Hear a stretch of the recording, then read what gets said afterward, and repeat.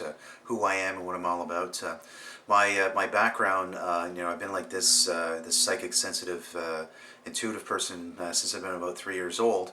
But as I started to grow up, I started to suppress this energy. There was a lot of religious aspects. When I was growing up, I was born Catholic. My mom is a Pentecostal Christian, and my aunt is a Jehovah's Witness. So I had a lot of this religious bombardment at the beginning, the earliest stages of my development. And as I started to get older, I could start to see things, feel things, and I was interacting with spirit more often.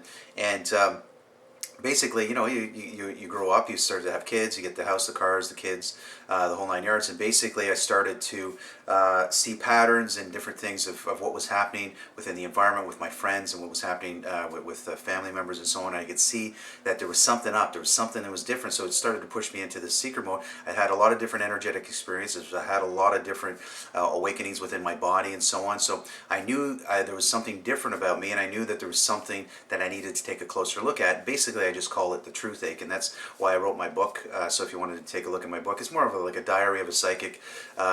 But the book was written for my kids, and I believe that everybody's on this awakening path, and eventually you have to start to say yes to this. And you can be in a corporate job, very similar to what I was doing. I was doing a lot of corporate sales. I was in research and development, aerospace, automotive. I had a lot of different clients within developing different products and so on. So I was in that type of a field. It was a very 7 to 7 type of environment. It was very a lot of hours, and it was just constantly being suppressed. My energy was very closed off at that time. I was still doing this type of psychic stuff on the side, but it wasn't really doing it full time. And eventually it just started to overlap and take over, and all the corporate stuff went this way, and then I started to do this more full time, and now that's basically what I'm doing right now is my full purpose. So that's basically what I'm all about. Now, why would you want to come see me? Why would you want to sit with me? So basically what happens when you sit in a session with me is that I'm able to tap into your higher self. I'm able to tap into the frequencies that are around you, so I can see if there's anything bugging you or within your field that's messing around with you,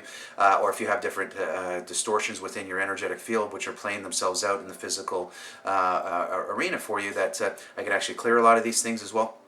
But intuitively, it's just basically when you're getting a reading with me, there may be some guides that'll come through or some loved ones that have passed on. So very similar to the that TV show with the Long Island Medium. I do speak to the dead, so there are frequencies that will come to you within your reading to give you intuitive guidance, just to move you forward. Now, I can tell you this: when you're having a reading, a lot of times people want to hear something, and I always say to people, it's not what you want to hear; it's what you need to hear. So most of the times, it's to help your soul development and to move forward and to grow. So when you're sitting with me, basically you're going to get information. A lot of times it's homework.